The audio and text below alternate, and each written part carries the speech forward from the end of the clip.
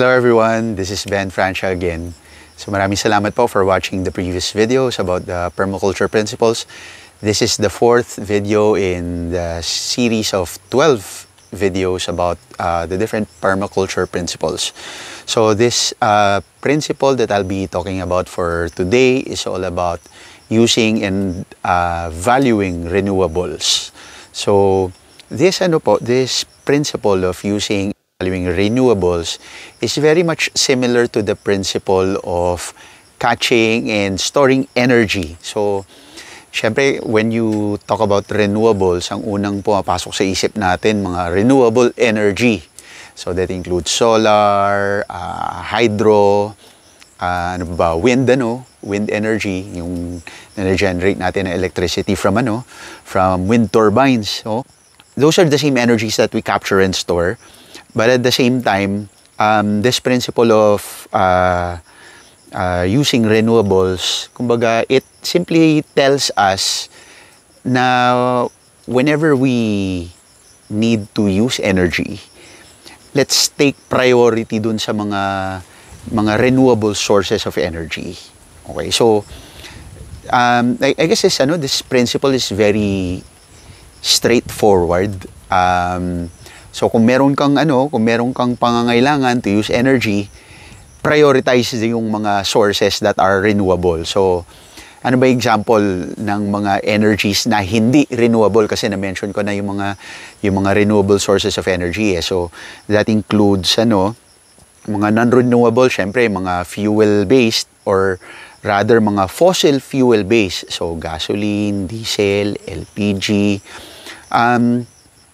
electricity from the grid is, I would say, still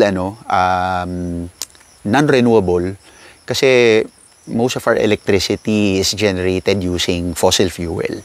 So, I'm not saying naman na let's completely transition to to solar. That really depends on anong available resources natin, kasi kung like in my case, hindi pa namin afford to completely shift to solar power. We minimize lang yung use of yung electricity from the grid, like what I mentioned in the previous video about catching and storing energy. Meron lang kami mga solar lamps, mga solar electric fans, yan, para at least to minimize yung use ng electricity from the grid. But aside from yung mga usual energy consumption natin, one other way that we are practicing this principle of valuing and using renewables is through the use of mga renewable sources of construction materials here in the farm.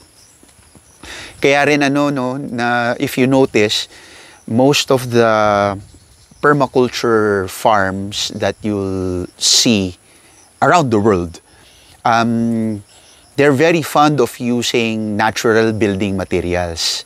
So dito po sa farm, we make it a point na kapag meron kaming mga structure na kailangan i-build, like yung etong kubo na to, for example, this kubo, when we built it, we made it a point na yung mga materials na gagamitin namin dito, materials na provided by the farm. Very minimal yung mga raw materials na nanggaling sa labas, siguro mga pako, alambre. Of course, itong glass door or sliding door, kasi dinagdag namin to para to add some elegance dun sa kubo. But the rest of the materials dito, all the wood, the coco lumber, the kawayan, galing dito sa farm. Even yung mga sidings na makikita mo dyan, yung mga kastanera ng niyog, galing din dun sa mga scrap lang na raw materials that we had. Yung bubong, for example, ginamit namin dyan mga yung citronella grass, kasi hindi pa kami nagpa-process ng citronella for oil extraction. So kesa masayang siya, ginagamit namin pang building materials. So that's one way of of using renewables or applying this principle in in constructing structures in in any property. Hindi ko rin naman sinasabi na ganun gawin nyo sa inyong mga bahay kasi syempre we need to strike a balance in terms of durability. So meron kami mga structure dito na combination of of concrete and natural building material. So that's a middle ground para kahit papaano na naman hindi tayo kumbaga nakaasa lang on construction materials na kumbaga naka-based on or naka-rely on non-renewable energy and fuel. Kasi yung mga construction materials yan, syempre ita-transport pa yan. At the same time, yung mga materials na yan, to produce them, kailangan din ng fossil fuel. So, we try to minimize those.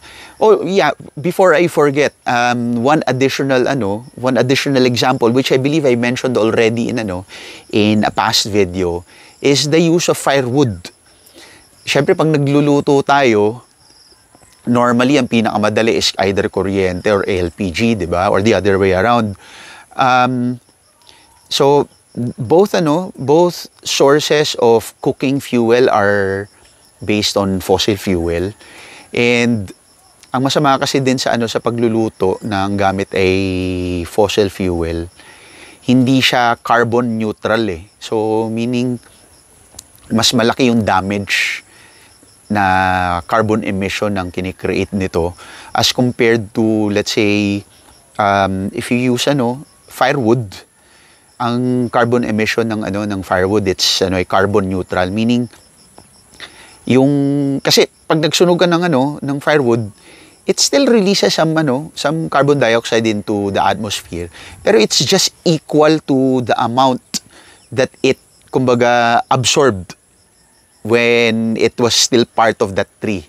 And at the same time, when we harvest firewood from prunings lang ng mga puno, hindi kami nagpuputol ng puno when we need firewood. Since marami kaming puno, marami kaming trimmings, yung mga trimmings ay ang ginagamit namin for the cooking that we do dito sa farm. So those are just a few examples of how we can apply this principle of valuing and using renewables.